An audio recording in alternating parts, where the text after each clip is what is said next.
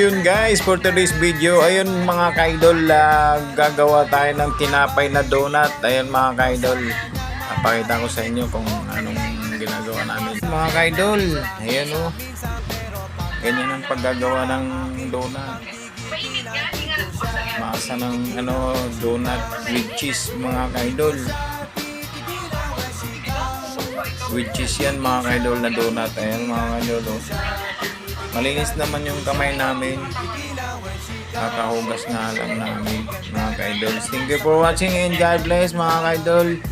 Salamat sa inyong panonood ng munting video natin. Ayun mga kaidol. Ayan. Babus, love you all.